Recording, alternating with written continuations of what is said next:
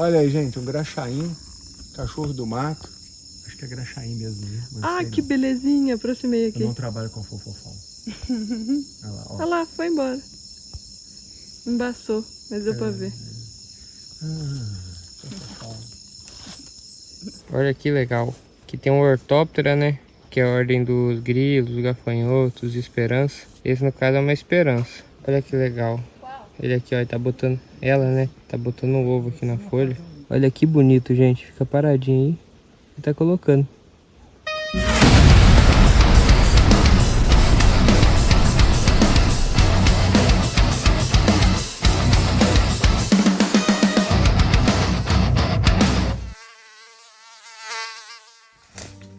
Olha aí, gente, do canal do Mosquito do Apocalipse. Estamos aqui em Santa Helena, oeste do Paraná. E a pergunta que não quer calar: tem curupira aqui ou não tem? Bom, para quem não conhece, a história do curupira é aquela figura mágica da floresta que transforma em javali caçador. Será que tem? Vamos descobrir.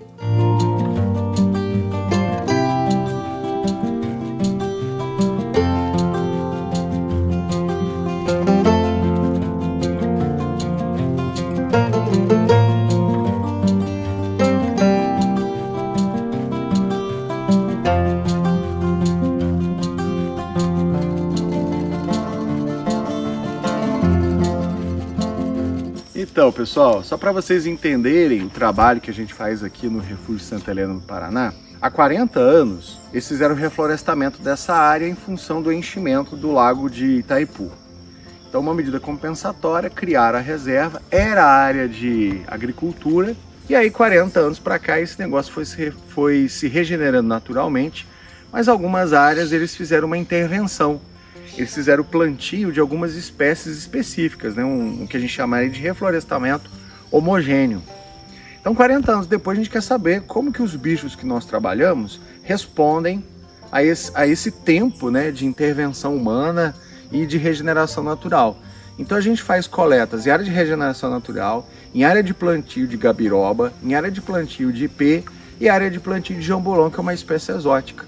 Então, nós queremos entender se há uma diferença de riqueza, de abundância, essas coisas de ecologia em relação a opilhões, vespas, borboletas, para que Itaipu possa definir o que vai se fazer com essas áreas, se vai mantê-las, se os bichos responderam positivamente ou se isso foi negativo. Por isso que nós estamos aqui. Além do nosso trabalho, existe isso também feito com mamífero, com anfíbio, com réptil, com ave, e tem o pessoal também que está mostrando peixe no entorno do refúgio, e também as abelhas, né? Nós trabalhamos com os marimbondos, mas tem um pessoal que trabalha com abelhas para entender a mesma situação. Como eu comentei com vocês anteriormente, existem 3 modelos de reflorestamento aqui que a gente está analisando. Um deles é esse jambolão, uma espécie exótica que foi cultivada. E olha para vocês verem, isso aqui foi plantado há 40 anos e não cresce quase nada, porque essa planta é alelopática, quer dizer que ela libera substâncias químicas no meio que dificultam ou matam outras plantas, no intuito de que essa área seja só utilizada por essa espécie. Então a gente quer entender como é que a fauna se adaptou a essa condição, digamos, bizarra. Estão iniciando uma nova colônia, Polycynillimus, a abundância dele é enorme aqui no refúgio. A gente já comentou ao longo dos vídeos algumas palavras que possam ser diferentes para vocês, como por exemplo abundância. A abundância é um índice ecológico, quer dizer o seguinte: número de indivíduos por espécie. Então vamos imaginar que você tem espécie A e B. A espécie A tem 7 indivíduos que você registrou naquela área e a espécie B tem 10. Então a abundância da espécie A é 7 e a abundância da espécie B é 10. Entendeu? Olha que arquitetura bonita do ninho desse marimbondo. E olha como ele faz um display, né? Ele fica em pezinho sobre o ninho para parecer mais agressivo, mas ele é inofensivo porque ele não tem ferrão, né? Por isso que ele faz esse display, esse comportamento de ameaça, mas é inofensivo. A gente tá aqui na beirada da represa do Itaipu. E nessa árvore mais conhecida como jambolão, nós achamos um ninho de Polypia paulista. Ele é um ninho fechado e ele é bem grandinho. Aí o professor Marcos teve a brilhante ideia de cutucar ele para pegar uns indivíduos. E ele tá bem aqui debaixo dessas folhas, com bastante vespa pro lado de fora. Não vou chegar mais perto, porque eu gosto muito da minha vida. Olha lá, gente. Mas tem libelo aí no meio? Aí o menino Brian esqueceu a perneira dele lá dentro da represa. Olha lá, eles buscando a perneira. Estão caçando sucuri agora. Nossa, lá bateu no Brian. O Brian fica... Aí, pessoal. Andressa.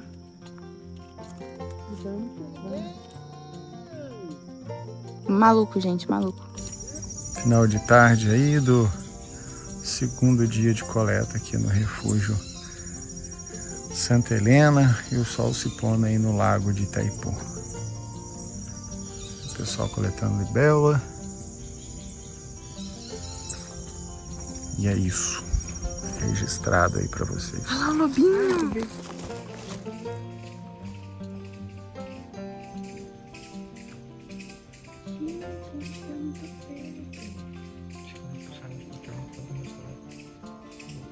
Ó, agora ele enxergou o Marcos.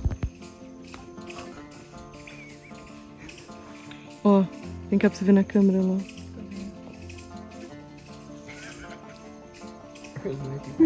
Olha lá que belezinha. Agora que ele enxergou você. Então, moçada, além do trabalho de campo, a gente teve um evento muito importante nesse projeto, que foi um treinamento oferecido para os professores da Rede Pública Municipal de Santa Helena. A gente teve um momento teórico em Foz do Iguaçu e um momento prático no Refúgio Santa Helena, onde a gente falou sobre os grupos que a gente trabalha, invertebrados, vertebrados e plantas. E aí depois nós fomos para o campo para mostrar para eles na prática como é feita a coleta, quem são os bichos que nós trabalhamos. Eles não conheciam opilhões, por exemplo. Ainda bem que a gente não trabalha com maritaca. E com isso, pessoal, o objetivo do trabalho, dessa proposta, é aproximar a escola do Refúgio Santa Helena, para que os professores, então, propaguem essas informações e criem essa relação de pertencimento da comunidade de Santa Helena com o refúgio. Isso é importante para o programa de conservação. Quando os negros vieram para cá, na escravidão, um dialeto africano, começou a se referir ao cara que arruma confusão, passamos a chamar de marimbondo. É um inseto, passa a ser chamado assim depois. Ele tem ferrão, você mexe no ninho, você toma ferroada, olha o cara, o marimbondo aí. Olha o cara que arruma confusão. Mas se você for na região amazônica, Acre, Rondônia, Amazonas, não tem esse termo, porque como ele está restrito a um dialeto africano, não teve tráfico negreiro lá, então eles não usam o termo marimbondo, chama de caba, tá? Então fora do Brasil, a gente vai chamar de vespa do papel. Lembra que eu falei todo marimbondo é vespa, mas nem toda vespa é marimbondo. E por que que não é? Porque tem rainha, operária. As outras vespas não tem. Dificilmente você vai ter um marimbondo que vai te ferroar voando sozinho, mas no ninho é um pouco diferente. Então a gente vai fazer a primeira brincadeira aqui. Tem um ninho aqui, ó. Quero que vocês achem ele pra mim. Eles são bem quietinhos, bem... Mas olha, o marimbondo ele só vai ferroar se você tocar no ninho dele, certo? Porque é um mecanismo de defesa. Nem todo marimbondo tem ferrão. Eu vou mostrar uns ali que não tem ferrão, tá? Mas a maioria tem. Essas libélulas que vocês estão vendo aqui, ó, as donzelinhas, elas parecem frágeis, né? Mas a maior libélula que a gente tem no mundo hoje é desse grupo. Ela parece uma varetinha desse tamanho aqui, ó, gente. Isso aqui, ó, é a libélula. Parece uma varetinha voando. E é um bicho difícil de ver. É aqui do Brasil? É, por isso que a gente chama de fadinha. E as libélulas, elas colocam os ovos na água. Essa não. Essa fadinha, ela não vai colocar em poça d'água. Ela vai colocar, por exemplo, em água armazenada em planta, em árvore, oco de árvore, bambu. E é um bicho difícil de ver. Eu achei assim bem interessante, né? Porque uma coisa é você estar ali com o livro didático, né? Seguindo ali o PPP. Outra coisa é você estar em campo, vendo ali ao vivo os bichos, as plantas. Então, assim, para mim foi muito enriquecedor. Você já tinha ouvido falar, né? No livro didático não tem nada desses bichos, Não, não né? tem. E esse contato com a natureza, com os animais que a gente teve aqui hoje foi muito interessante também. por mais que você ainda leva vídeos, alguma coisa assim, ainda às vezes fica um pouco abstrato para os alunos, né? Então, para a gente também ter um conhecimento mais científico, mais específico de cada classificação, né? Tanto dos vertebrados ou até dos invertebrados. Então, assim, é muito interessante para a gente poder reproduzir depois da sala de aula.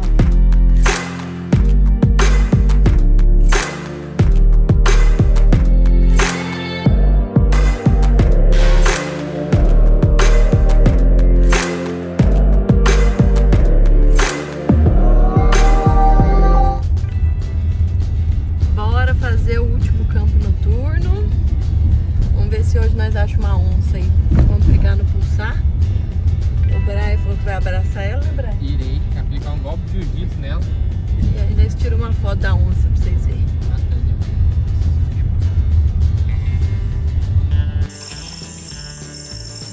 Ó, registrando aqui para vocês, essa vespa aqui, o Polycimilium, foi contaminado com aquele fungo zumbi, né? O esporo cai, modifica o comportamento do bicho. O fungo se desenvolve dentro dele e aí ele procura uma superfície assim, ó, na ponta de um galho, de uma folha, onde ele morre e aí o fungo emerge e libera os esporos para contaminar outras vespas. Por isso que ele é chamado de fungo zumbi, que ele altera o comportamento do marimbondo. Uma espécie de marimbondo do gênero Miscocitrus é o maior gênero do Brasil. É um trabalho que a gente fez aqui no Paraná 2021-22. A gente achou 7 espécies novas para o estado. E esse aqui pode ser um deles também, né? A gente não sabe, os Miscocitrus fazem ninho pequenos, tá vendo? Eles têm o ferrão atrofiado, super inofensivo, é de uma importância ecológica enorme, porque eles são abundantes e predam vários outros insetos. Então é o registro, ó, do ninho sem invólucro, sem uma proteção que é típica do gênero. Coletamos esse crisopídeo aqui agora, o nosso estagiário, o taxonomista, que é o professor Francisco, lá de Manaus, já tirou a mão porque ela tá com medo de mosquito, viu, gente? Atrapalhou a filmagem. Falou que os bichos aqui do Paraná são muito diferentão, então a gente tá levando esse bicho pra gente ver o que é. E realmente eu nunca tinha visto um crisopídeo com essas marcações aqui, ó, no tórax. Olha aí, pessoal, não é só o campo, a gente chega... Vai triar o material. O que você tá achando aí, Marcos? Muito bicho. Da hora esse trabalho. Eu gosto. A gente acha cada coisa maluca, pessoal. Além dos bichos que a gente trabalha, que já são loucos. E pra vocês aí que estão cansados de me ver no canal, de ver o pilhão, vespa, eu vou chamar então o professor Gladson, que trabalha com mamífero e que também realiza o trabalho aqui no refúgio, pra você conhecer um pouquinho do trabalho deles. Eu costumo dizer que o nosso trabalho pode ser entendido como um programa de pesquisa, porque dentro desse programa eu tenho 3 eixos principais.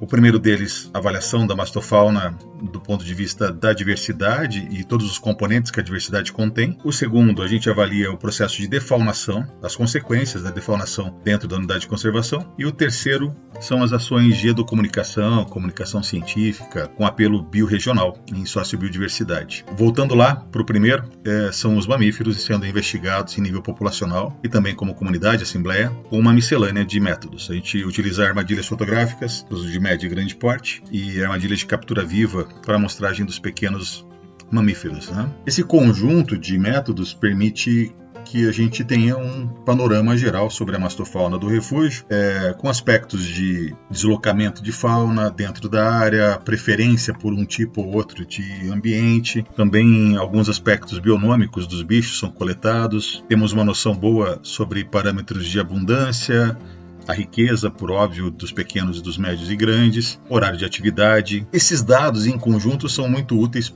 quando a gente fala de manejo. Se vai se discutir manejo de uma área como essa, a gente precisa que os bichos funcionem como detetives e nos digam qual a melhor forma de manejá-la. Defaunação é a perda de mamíferos de médio e grande porte, que tem efeitos, em geral, deletérios para as interações com a flora. Então, a gente investiga um pouco dos efeitos dessas interações perdidas e em experimentos em grandes parcelas amostrais. Nós temos parcelas instaladas dentro desse fragmento, totalizando 60 parcelas, e dentro dessas áreas nós montamos experimentos que permitem avaliar, por exemplo, o pisoteamento da floresta pelos animais, a dispersão de semente pelos mamíferos, e avaliamos a regeneração. Esses dados são muito úteis porque quando a gente fala de interação, a gente fala de sobrevivência dessa floresta em longo prazo e até dos animais que dependem dessas interações. O terceiro e último componente desse programa, ele é voltado à comunicação científica, é trazer o sujeito que mora na região para a realidade do refúgio. É aproximar o cara que é urbano de uma área florestal. Para registrar então a finalização aqui do trabalho do Refúgio Biológico Santa Helena, aqui em Santa Helena, no Paraná,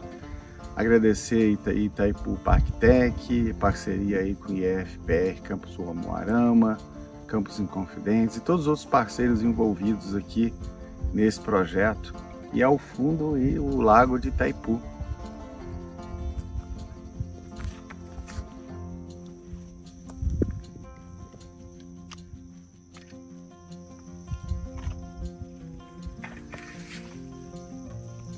Cadê o Curupira? Todo mundo me perguntando, né? Bom, a gente não achou o Curupira não, pessoal.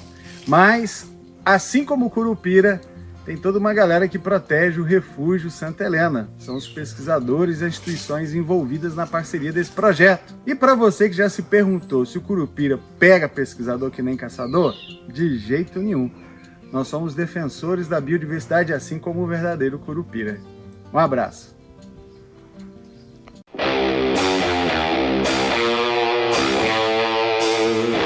Do Refúgio Santa Helena, para que a comunidade de Santa Helena entenda a importância do refúgio e tenha e crie esse sentimento de pertencimento.